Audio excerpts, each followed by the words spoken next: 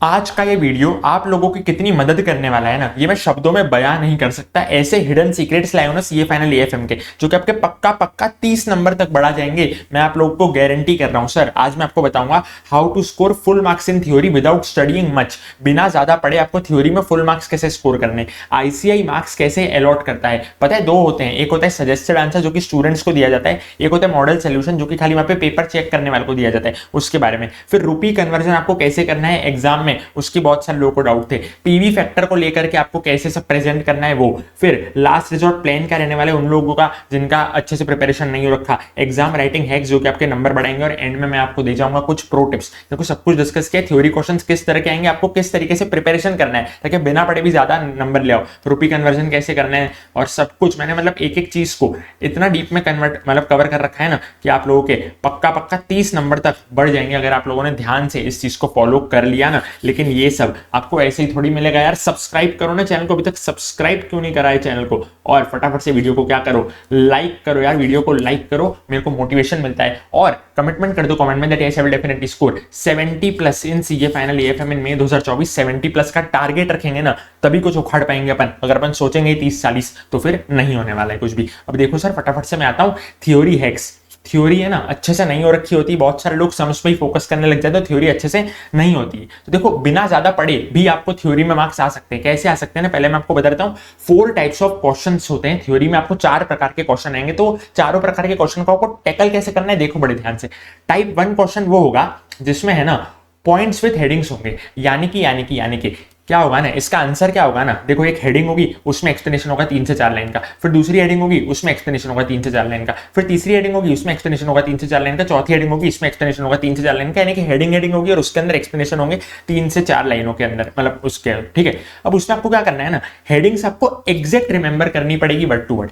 ठीक है, और खाली पहली लाइन के आपको कीवर्ड्स रिमेंबर करने हैं, बाकी जो 2-3 लाइन है ना उसमें मन से कुछ भी लिख दोगे ना आपको मार्क्स मिल जाएंगे। ठीक है सर, आपको वर्ड टू वर्ड ऑडिट जैसे याद नहीं करनी होती एएफएम में थ्योरी, खाली क्या करना है एग्जैक्ट हेडिंग्स रिमेंबर करनी है और पहले लाइन के कीवर्ड्स याद कर लेना। अंदर का मैटर कुछ भी लिखोगे ना, 2-3 लाइन जो बाकी की है चल जाएगा सर, कुछ भी मतलब कुछ भी लिख दोगे, खाली पहली लाइन जो है उसके कीवर्ड्स आपको याद रखने हैं। ठीक है, ये था मेरा टाइप 1 क्वेश्चन जिसमें क्या होता है हेडिंग होता है। अब देखो दूसरे होते हैं टाइप 2।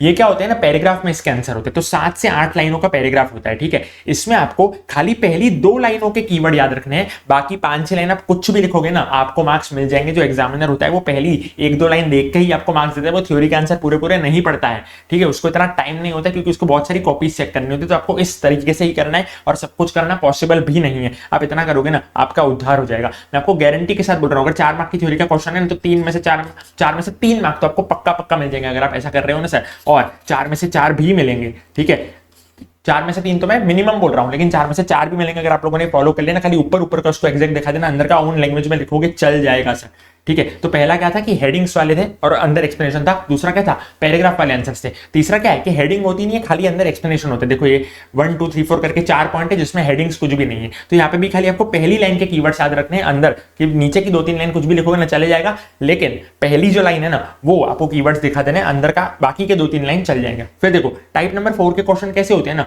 इसमें हेडिंग्स वालों क्वेश्चन भी दे देते हैं। ठीक है, बोलते हैं explain the headings given in type 1 question. देखो टाइप 1 का जो क्वेश्चन था ना उसका आंसर क्या था, एक हेडिंग थी एक्सप्लेनेशन था, दूसरी हेडिंग थी एक्सप्लेनेशन था, तीसरी हेडिंग थी एक्सप्लेनेशन था। अब इसमें क्या करेंगे ना, जो देखो ये जो टाइप 4 वाले क्वेश्चन में बोल रहा हूं ना उसमें हेडिंग वो लोग आपको दे देंगे, क्वेश्चन भी दे देंगे और बोलेंगे ये हेडिंग को एक्सप्लेन करो। वापस से आपको वही चीज करना है, हेडिंग तो उन लोगों ने दे ही दी है क्वेश्चन में। ठीक है, अब एक्सप्लेन कैसे करना है ना, आपको फर्स्ट लाइन जो है ना, फर्स्ट लाइन वो उसके खाली कीवर्ड याद करके जाना, बाकी का अंदर कुछ भी लिख दोगे ना चल जाएगा। यानी कि इन शॉर्ट में अगर आपको पूरी समरी बोलूं ना थ्योरी आंसर्स को कैसे अटेम्प्ट करना है, मैं बोलूं देखो आईसीए गिव्स फुल मार्क्स इन एएफएम थ्योरी, तो प्लीज एएफएम थ्योरी को छोड़ना मत, गेम चेंजर है। अब देखो मैं क्या बोल रहा था आपको, मैं ऐसा बोल रहा था आपको करना क्या है ना सर, इन शॉर्ट में बोलूं ना तो हेडिंग्स आपको वर्ड टू वर्ड रिमेंबर करनी है और हर एक आंसर की खाली पहली लाइन, ठीक है, उसको आप अच्छे से कर लो, बाकी की लाइनें आप मन से लिखोगे ना चल जाएगा, ओन लैंग्वेज में लिखोगे चल जाएगा। और अगर जो पैराग्राफ वाले आंसर ने तो उधर पहली 2 लाइन के कीवर्ड्स आपने अच्छे से याद कर लेने, बाकी का अंदर का मैटर पैराग्राफ कोई भी नहीं पड़ता है, आप ओन लैंग्वेज में लिखोगे बिंदास तरीके से चल जाएगा, मैं आपको गारंटी के साथ बोल रहा हूं। ठीक है,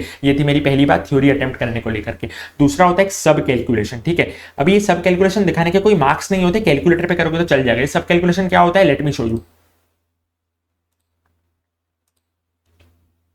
देखो ये सब कैलकुलेशन होता है, इसको कैलकुलेटर में करना दिखाओगे ना उसका तो खोटा आपका टाइम वेस्ट होगा, उसके कुछ मार्क्स होते नहीं है। यहाँ पे देखो मैंने सर्कल करके दिखा हुआ है, यहाँ पे देखो 3400 इंटू 2/100 इंटू 180/365 इस सभी कैलकुलेशन किया गया है। फिर यहाँ पे देखो 3433.53 डिवाइडेड बाय 345 मल्टीप्लाइड बाय 100, इस सब कैलकुलेशन के मार्क्स नहीं होता तो इसको कैलसी पे करके फटाफट तरीके से खाली डायरेक्ट आंसर दिखा देना। उसके बाद एक और चीज सर, पीवी फैक्टर। तो पीवी फैक्टर का पता है अपने को ऐसा पूरा टेबल बनाना आता है, तो ये टेबल आपको बनाना है, लेकिन अगर आपके पास एग्जाम में टाइम नहीं है, आखिरी के 15 मिनट बाकी है, 10 मिनट बाकी है, तो आप क्या कर दो ना सर, कैलकुलेटर में करके पीवी फैक्टर का कैलकुलेशन खाली फाइनल आंसर लिख देना। नॉर्मली आपको फाइनल आंसर नहीं लिखना है, पूरा टेबल बना के दिखाना है, लेकिन अगर टाइम नहीं है तो आप ये टेबल बनाने को स्किप करके डायरेक्ट कैलसी पे करके आप फाइनल आंसर दिखा सकते हो। उसके अलावा पीवी फैक्टर में आपको एक और चीज बोलनी है कि अगर तो देखो मैं क्या बोल रहा हूं इधर,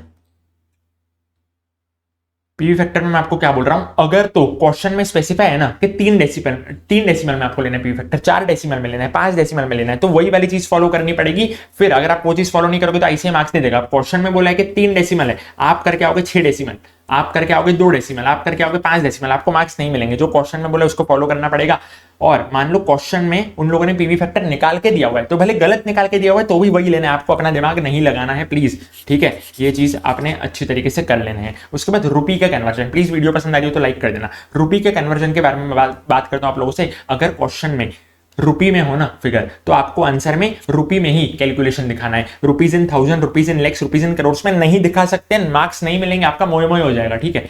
लेकिन अगर क्वेश्चन में rupees in 1000, rupees in lakhs, rupees in crore हो ना, तो आप रुपीज इन 1000 लैक्स करोड़ में भी दिखा सकते हो और नॉर्मल रुपीज में भी दिखा सकते हो, ठीक है। यानी कि क्वेश्चन में अगर रुपीज इन लैक्स ऐसे है, रुपीज इन लैक्स, तो आप या तो उसको रुपीज इन लैक्स में ही दिखाओ, ठीक है, उसका आंसर, या तो फिर रुपी में दिखाओगे ना तो भी चल जाएगा, यानी 000 ऐड करके दिखाओ ना तो भी चल जाएगा। लेकिन जो भी कर रहे हो ना प्लीज स्पेसिफाई करना, ऊपर लिख देना हेडिंग में रुपीज इन लैक्स या तो फिर ओनली रुपीज, ठीक है। और अगर तो क्वेश्चन में रुपीज में दिए हुए आधे फिगर रुपीज इन लैक्स में दिए हुए हैं ना, तो आप आंसर में भी या रुपीज में करोगे या रुपीज इन लैक्स में करोगे, किसी में भी कर सकते हो। प्लीज जो भी करो उसको खाली स्पेसिफाई करके आ जाना। लेकिन एक खास बात का ध्यान रखना है, अगर क्वेश्चन में रुपीज में दिया हुआ है तो प्लीज रुपीज में ही करना, रुपीज इन 1000 लैक्स और करोड़ में मत करके आ जाना, नहीं तो मार्क्स नहीं मिलेंगे। उसके बाद 70-100 स्ट्रेटेजी इंपॉर्टेंट चैप्टर्स की लिस्ट जो कि मैंने आप लोगों के लिए डाल रखी थी, उसको मैं आई बटन में लिंक दे दूंगा और डिस्क्रिप्शन में लिंक दे दूंगा, देख लेना। अगर आपका नहीं हो रखा है तो उस प्रकार से कर लेना, आपका बहुत बढ़िया तरीके से हो जाएगा। इंपॉर्टेंट चैप्टर्स की कुछ लिस्ट दी है।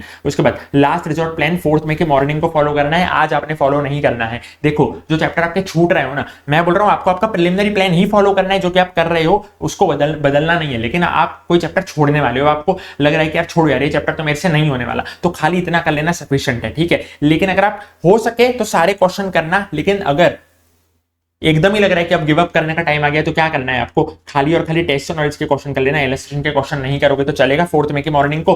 और 11 बज गए और तो भी कोई चैप्टर छूट रहा है ना, तो खाली बिग क्वेश्चंस करना टेस्ट नॉलेज के, स्किप कर देना स्मॉल वाले, ठीक है। इलस्ट्रेशन को भाड़ में जाने देना, ठीक है। मैंने बोला हाँ। अब प्रैक्टिकल क्वेश्चंस में आपको किन स्पेशल बातों का ध्यान रखना है जिससे आपके नंबर पक्का बढ़ने वाले हैं। सबसे पहले तो एएफएम के जो आंसर है ना, उसमें आपको थ्योरी नहीं लिखनी है, टाइम वेस्ट होगा और उसके मार्क्स भी नहीं होते हैं। अब फॉर्मूला लिखे कि नहीं लिखे, बहुत सारे लोगों का सवाल होता है। तो देखो आईसीआई क्या करता है ना, अपने आधे आंसर्स में फॉर्मूला को लिखता है, अपने आधे आंसर्स में फॉर्मूला को नहीं लिखता है। तो मैं आपको क्या बोल रहा हूं ना, कुछ नक्की नहीं है आईसीआई वाले उल्टी खोपड़ी के। अब कदाच वो लोग फॉर्मूला के मार्क्स दे भी, कदाच वो लोग ना भी दें, तो उनका कुछ भी भरोसा नहीं है, ठीक है। आधे क्वेश्चन में लिखते हैं, आधे क्वेश्चन में नहीं लिखते। तो अपने को क्या करना है, जब अपन स्टार्टिंग में पेपर लिखने हैं ना, तो जितना हो सके अपने को फॉर्मूला लिखना है। लेकिन जब पेपर छूट रहा हो ना, एंड टाइम पे, एंड का 1 घंटा बाकी है, तो फिर आप फॉर्मूला लिखना छोड़ दो, क्योंकि तब आपको पेपर घाई में बताना, मतलब घाई में आपको खत्म करना जरूरी होता है, ठीक है। तो स्टार्टिंग के आंसर्स में लिख देना, बाद में नहीं लिखोगे तो चलेगा, ठीक है। और स्टार्टिंग में लिखोगे तो वो एग्जामिनर को क्या होगा ना, एक अच्छा इंप्रेशन भी बनेगा, ठीक है। तो स्टार्टिंग में लिखना है, एंड के 1 घंटा हो ना,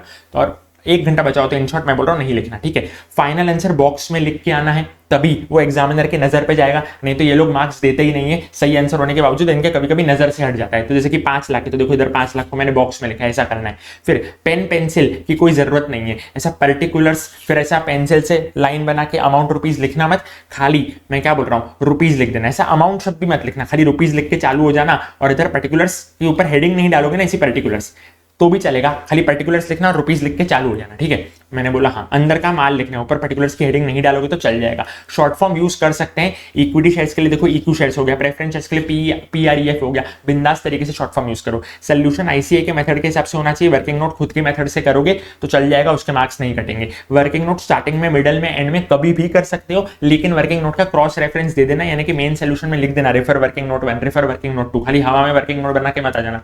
न्यू क्वेश्चन है तो जरा भी घबराना नहीं है, पहले वो अटेम्प्ट करना है जो कि आपको आता है, स्टेप वाइज मार्किंग आपको मिलने वाली है। उसके बाद मेन आंसर शीट में रफ पेज आप बना सकते हो, लेकिन ऊपर हेडिंग डाल देना कि rough page. Main answer sheet में आखिरी पेज देना, उसमें हेडिंग डाल देना रफ, ठीक है, तो हो जाएगा। जो मेन वाली आपको आंसर शीट मिलती है ना, सप्लीमेंट्री नहीं, जो मेन आंसर शीट है उसमें आखिरी वाला पेज जो है रफ के लिए आप एलोकेट कर सकते हो, हेडिंग मार देना ऊपर।